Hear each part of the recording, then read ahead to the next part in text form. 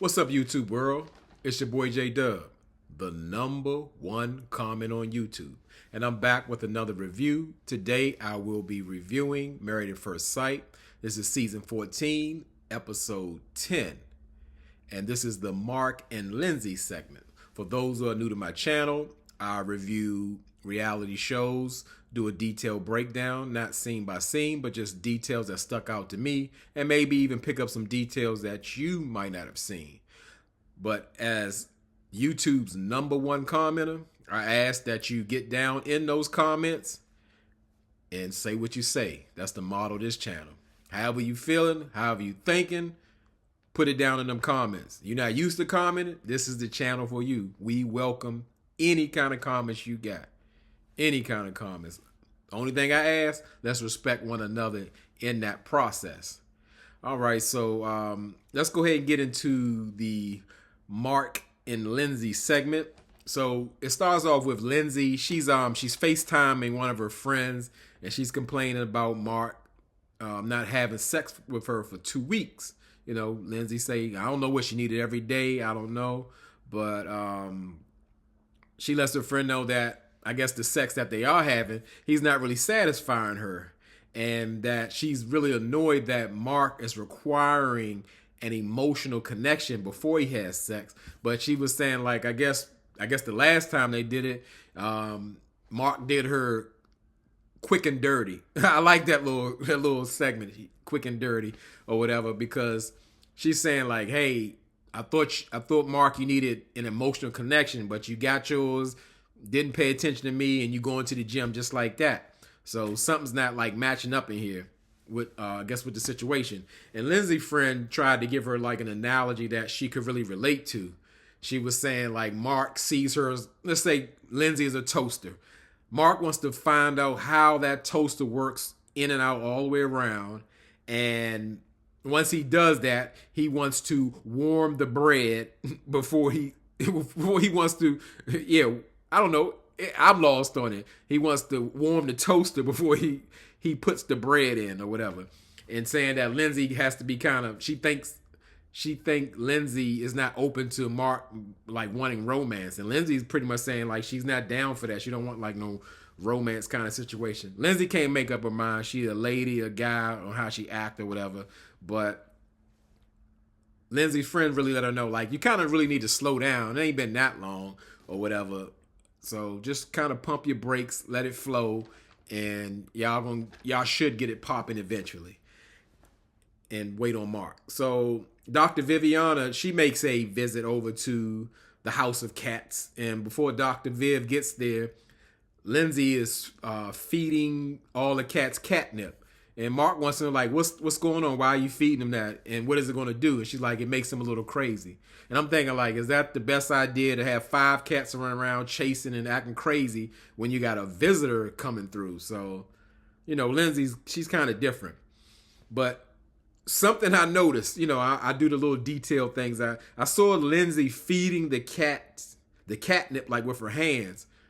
And whether it's editing or not, you tell me what you saw. I saw Lindsey eat some catnip, or if she ate some food, it's still nasty. You got cat food on your hands, and then you eating something afterwards. She is the cat lady if she ate that damn catnip. But Dr. Viviana gets there, and she wants to know, I guess, how the marriage is going, or, you know, how things been going. And Mark and Lindsey look at each other like, you answer. And Lindsey just busts out in her Krusty the Clown laugh.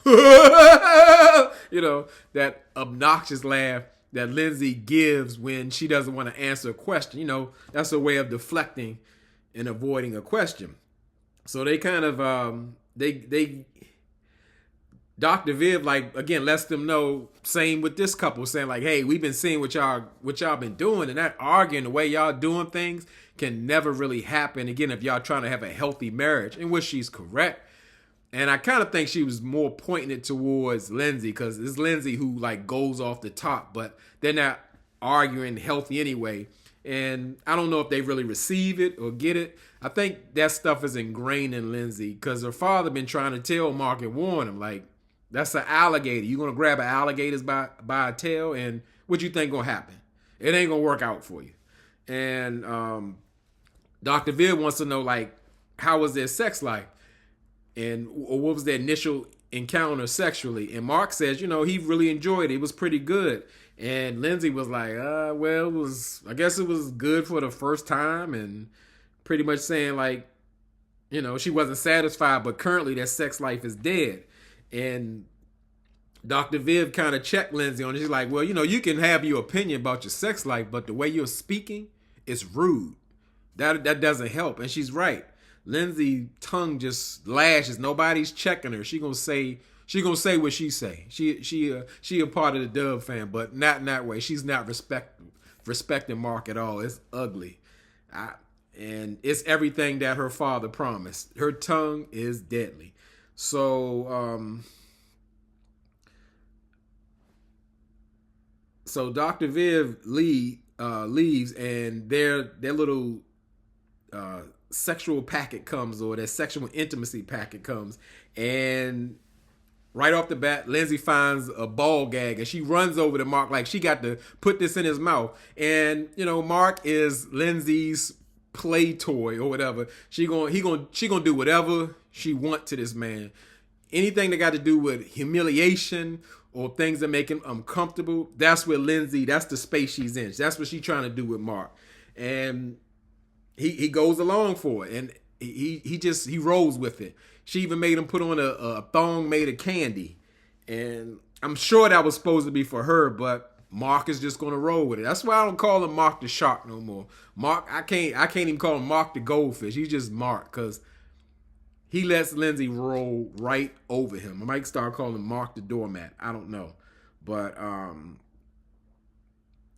yeah, it was just like a real cringe-worthy moment where I wish they'd have just took that in the bedroom, because I guess I'm glad that the camera's there. Who knows what type of sexual torture Lindsey would have put on Mark, because he's just going to do it and go with it. But the ladies and the guys, they do their, who knows how often they do it, but they do their things where they having ladies night out or guys night out. The ladies go to do flying yoga, and the guys go do their little ice hockey thing. Lindsey says to the pretty much in her confessional while she was at the girls' situation, that the dynamic between her and the ladies is wonderful, because they pretty much trim the fat with Alyssa. She isn't around, so they're getting along great. And they also tried to kind of bait Lindsey into saying something negative about Katina, and she was like, well, we get along well. I don't really have nothing to say. I don't want to say nothing. You could tell Lindsey always got something to say, but she played it smart and didn't really get into that, because I'm sure that would have been an issue at the reunion or whatever have you. So Lindsey pretty much tells the ladies that as far as dating, she really misses it. She really misses being wooed. And she's dated guys who are pretty much big fish. They knew how to woo a lady. I don't know how you woo Lindsey, but probably through sex. But they knew how to woo a lady, and Mark isn't really doing that. So she really needs Mark to step her game up, because the reason I guess she's not dating now, or it didn't work out, because those big fish guys didn't have the qualities of what a husband is for her. So as far as Mark with the guys, they do that production questionnaires like, well, how do you rate your marriage? How's it going? So Mark tells the guys that, hey, Lindsey has done a lot of nice things for him. So if we're going to rate on the nice things that Mama Bear Lindsey has done, we're going to give her an 8 for the marriage. And as far as like listening to what he says, or I guess being attentive or doing what he needs her to do, we're going to give her a 6.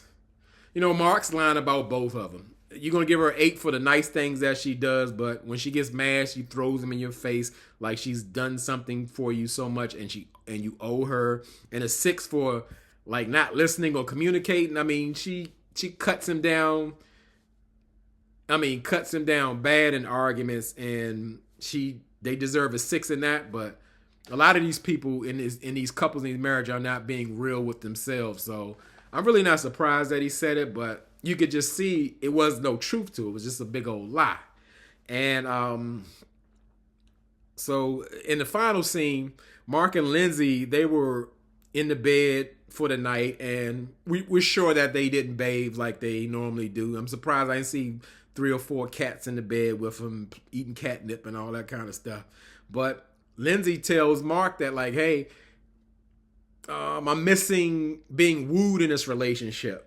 And she's telling Mark, like, hey, I used to get wooed a lot. Like, Lindsey's going to do the oversharing thing. She's not, she ain't going to hold nothing back. She's going to give you some information you didn't need. Why do I need to know all these wonderful big fish men have wooed you in your life? But that's what Lindsey does.